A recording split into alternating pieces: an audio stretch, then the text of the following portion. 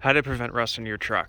So I just bought this 2005 GMC 2500 and I've been going through all the maintenance items in the drivetrain, and next up is rust prevention. So most people don't pay attention to rust prevention, and what happens with that is most trucks you see that are used are rotted out, especially around here, southern Ohio, where there's no inspection. Trucks just rot out. Up in Michigan, I know it's the same way, but rust really kills a vehicle. So where these rusts on the inside of the fender wells, front and back, bottoms of the doors, the rocker panels and cab corners, and bed rails around the tailgate area, anywhere there's body seams where the body comes together, where you can see like that, especially down low. This one's actually pretty clean. It has been rust repaired. The frame is also pretty clean, but where it happens on the frame, typically the rear frame section, the shackles back here. Again, this is clean for a northern truck. This is a Michigan truck. This is probably not clean for a southern truck, but most winters down there obviously aren't as bad as up here. So, but yeah, frame rust can really affect the leaf spring hanger right there, at the turn-up section where it goes up to the engine on the inside. I've seen frames rot out there. There's a lot of different spots, and the rust can happen just due to winter driving with the road salt. But also can just happen if you park on driveways that are dirt, or if you park in grass, if it's been sitting in a field for a while. You really, if you're going to buy an old truck like this, you really need to check underneath. So whether you're buying an old truck, or if you're buying a new one, you plan to keep it a while, I really recommend this procedure because it'll really save it. It'll really save it. Save you a lot of time, a lot of money. I mean, rocker panels, to get those done, rocker panel and cab corner, professionally, I've been quoted $6,000 for a really high quality body shop, and that was a really good price. A bed might be a couple grand, a few grand if you get one from down south. Doors are hundreds, fenders are hundreds if you're talking about getting it professionally done. So it really adds up. And luckily I bought this truck already having the rust work done. But even so, I mean, that's half the battle is you know, finding the right body shop. This one in a lot of ways was not done exactly up to my standard, at least, but they did a decent enough job where I'm not too worried about the rust coming back. But again, for the rust coming back, it will eventually if you don't maintain it, as I'm about to say. So let's see, I'm gonna go through four different things, four different, I guess, sections of the video.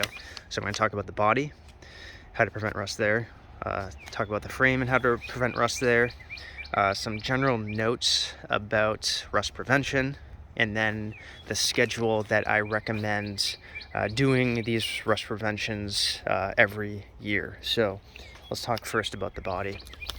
So the first part is all along the seams, anywhere there's seams in the truck. So you can see the seam here. I probably, on the doors, I start up here and I'll take the nozzle spray. I have a note sheet here because I didn't want to forget anything. I'll take the nozzle spray and I will spray all the way down and then all the way across. So you can see this doesn't have that lip seam going across because it was rust repaired, but you can just imagine it. And these are weed pulls on both sides. And get your nozzle up in there and just spray everywhere on both sides. So you want to do that for all four doors. For the fender wells, up in here, you want to spray the crap out of that. I use, in terms of body spray, I should have mentioned, in terms of body spray, I use anything that's in my garage. Typically WD-40 is a is one. You just want something that's separates water. So there's a lot of better ones I've heard of, that I know of, but WD-40, anything in my garage really that's like that works really well. So I guess if you guys have better options, please recommend it in the comments. But again, down here where the water pools, you get rust there. I spray behind the bumpers. For latches and whatever you want to call this, I guess a pivot point for the tailgate, I will use a white lithium grease where there's moving parts. And then there's a seam down here. Whoop, let's see. Yep, there's a seam down here. This one has been rust repaired again, so there should be a seam. But you want to spray in all those holes and all along the seams. And then ideally you want to spray on the underside of this seam, going across.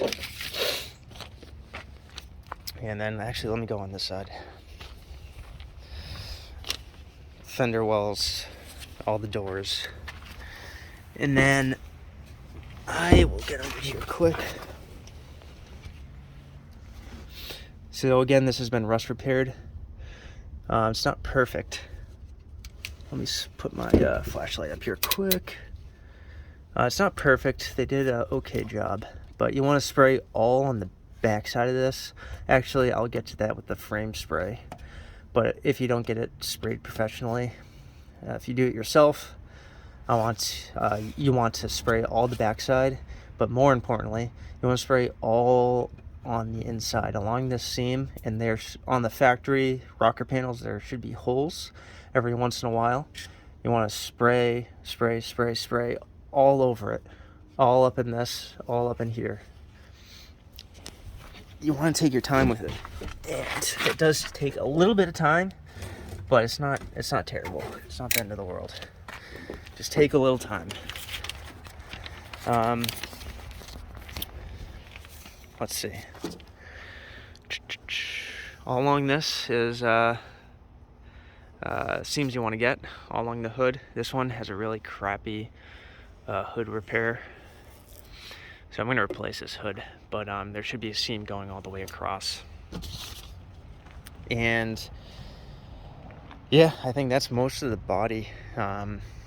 In terms of like under the bed rails, like I mentioned, I'll get to that in this next section, which is the frame. So the frame is obviously your structural component of the truck, and you want to make sure that it's good over time. And the main thing that you need to do first is you want to get under the truck with a creeper, roll yourself around, have a scraper. Obviously, I'm talking if you're in the northern states with rust and you have surface scale. You want to take your scraper and just scrape everywhere, on the outside of the frame, on the inside of the frame, back here, literally everywhere. Just take your time. It does take time, but it's worth it again. I'll show you on the inside of the frame here quick. So you see there's some just surface rust on the inside of the frame. You want to just scrape off any heavy stuff, really, is the point. So once you do that, then you have a couple options for what type of undercoating that you want to do. So there's two main types. There's one that's like a encapsulating undercoating, which is basically like a paint, and then the other option is an oil base undercoating, which is what I recommend. So just quickly on the encapsulating type undercoating, which is like a POR 15, for example. It's good stuff. It works well. It's that one in particular, POR 15, is non-porous, which means it does not allow water to penetrate through it. It works great, and if you're able to take the bed off, if you're able to really spend a lot of time doing rust prevention work, that might be a good option for you. But most people don't have that amount of time to do all that. And some people will say leave the bed on, and they'll just access and paint Pour 15 wherever they can. The issue with that is that eventually you're just gonna the Pour 15 will kind of scale away over time, and you won't be able to access every part of the metal unless you just completely take it off. So what I recommend is an oil-based undercoating, which you can just leave everything on. I bring it to a shop that has a professional sprayer, and they put it up on a lift, and they spray the heck out of the whole entire frame and underside of the body, and they just spray the crap out of it. And what that does is the oil is penetrating into the metal, so you're not just covering the rust or covering the metal, you are spraying onto it, and then the oil works into the metal, which is really what you want for a vehicle that you're driving in winter conditions or exposed to a lot of moisture. So if you're doing like a restoration or something, it's not going to see winter conditions, water, etc., then a paint is a better option. But for trucks that are being used in winter, exposed to water, you want to do oil-based, in my humble opinion. But so it cost around $300 the last time I did it on a vehicle. They spray the crap out of it, but again, make sure you scrape your frame inside and out with a creeper, and also with a creeper, power wash the frame inside and out to get any excess dirt or debris off. Let it dry for a couple days, and then bring it in. So yeah, that's the main stuff for the frame. And then some notes to keep in mind before you get the frame undercoated, especially with like an oil undercoat, is what I'm really talking about. So make sure your mechanical work is done. For example, I still need to finish up some front end work on this truck. So if you have a lot of front end work, for example, some transmission work, some rear spring work, whatever it is, make sure you get that done before oil undercoating, because it is disgusting after. The oil drips. The oil is, when you brush up against it, it is awful to work with. So not only for you, if you're the one working on it, but if you bring it to a shop, they're going to charge you more for cleanup, for cleaning themselves off. It's cleaning their floors. It can be disgusting. So make sure you get your mechanical work done before oil undercoating. And then after you get it oil undercoated, just let it sit for a few days to let the oil penetrate into the metal before you drive it in, rain or snow or anything. You'll see it seeping into the metal over time if you take a picture before and after. It's pretty cool. So the last thing I would say is, I guess the last section is the schedule. So when to do this rust prevention stuff. For my recommendation, I would do in October before winter. I'd go through the truck, scrape the frame, power wash it, let it dry. I would do that. I would do your WD-40 all along the seams, whatever oil you use, all along the rockers, etc., like I said. And then in that same time, I'm talking October, November, whenever it is before snow season for you. After you do all that work, get the oil undercoating done, and then halfway through the winter, whether it's end of January or somewhere around there, then I would go through the truck, power wash underneath it, and then I would spray your body seams again.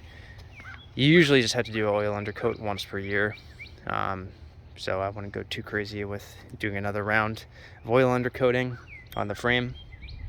So that's mid-January or end of January.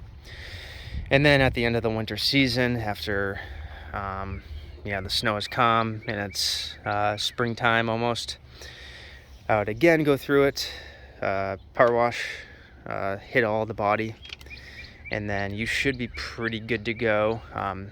If you want to go above and beyond. Maybe midsummer, I would hit the body again with some spray, and then repeat in the fall with all the stuff I just said. So that has really worked. I've seen trucks that have hundreds of thousands of miles, and they are daily driven in winter, and they have all original doors, all original rocker panels.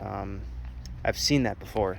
It's not common, but most people obviously don't spend the time to do maintenance, and it does take a little time. It does cost you a little bit, but in my opinion, if you're keeping a vehicle long term, it's worth it, because you're saving thousands and thousands of dollars instead of repairing and replacing metal. So if you have any recommendations for undercoating or for spray to use on the body or anything like that, please let me know. Put it in the comments for other people to see. And yeah, if you have any other questions for me, if I didn't talk about something in particular, just let me know. And yeah, thanks for watching, and we'll see you later.